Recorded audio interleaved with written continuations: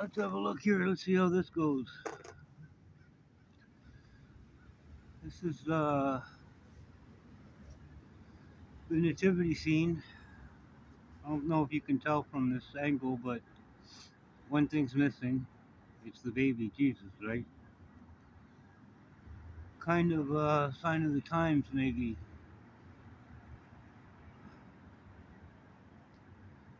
So last time we talked about Donald Marshall, a person I had to mention in my book of everything that I find is important to talk about when it comes to truth and the possible realities of our world and the times we live in.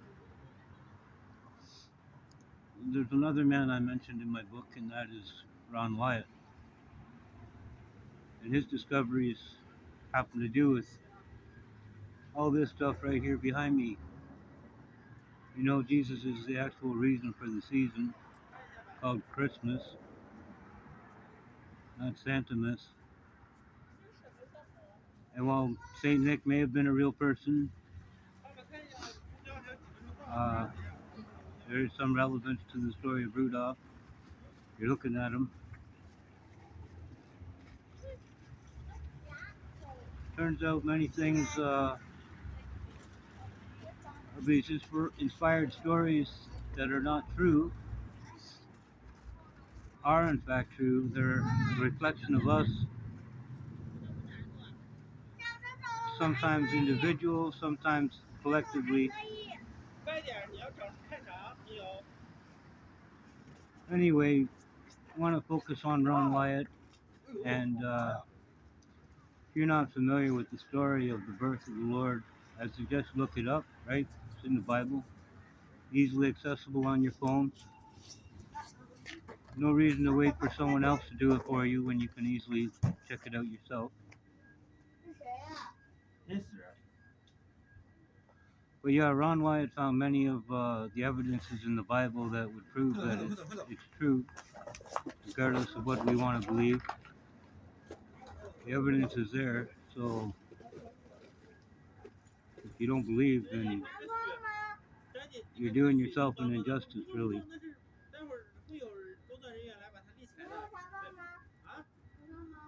The most important discovery he found was the one that lacks the most evidence.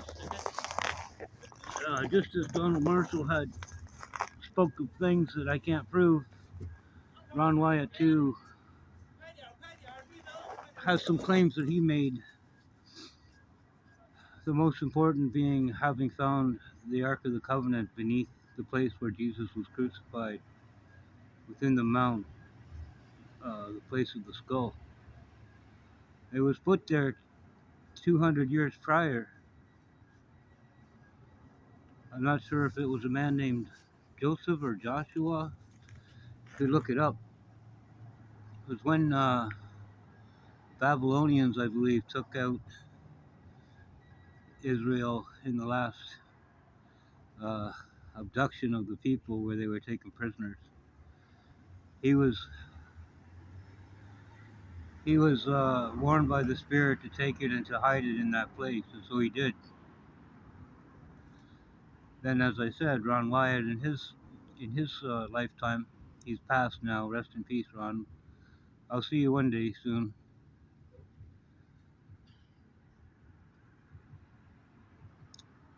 He was led by God, obviously, to discover all the things he found.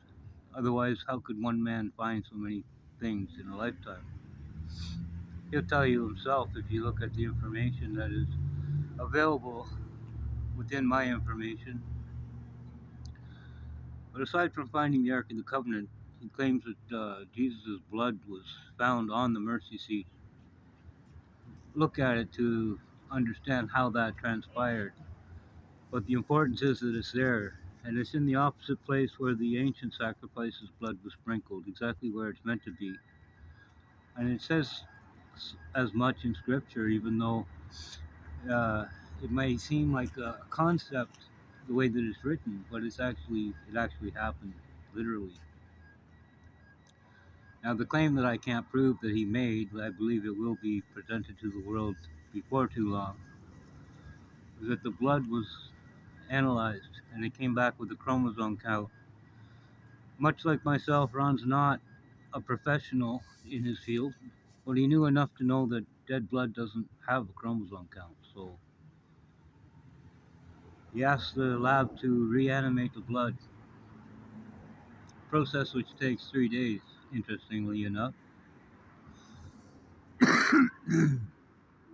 Sorry, this wind is like hovering around -30 today. It's just harsh on my throat. So they reanimated the blood.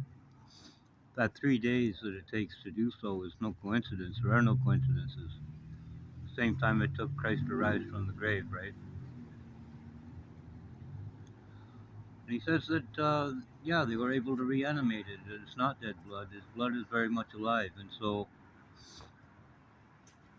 he is alive. He's risen. He's not nailed on a cross where most religions want to keep him.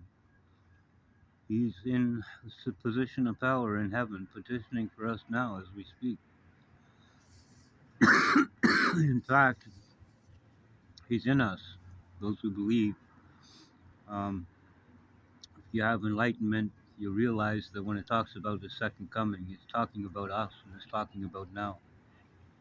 But those who kept the faith and believe in the Lord with their heart and are not caught up in false religions, which is all religions, he's in us and he's come back through us and it's our watch. So whatever happens next, we all play a part. Just remember, he's the reason for the season. He's the greatest gift of all, right? Salvation, restoration to the Father through the Son. There's no other way by which we can be saved. Bless you all. Have a happy holiday, and I'll come back after sometime in the new year.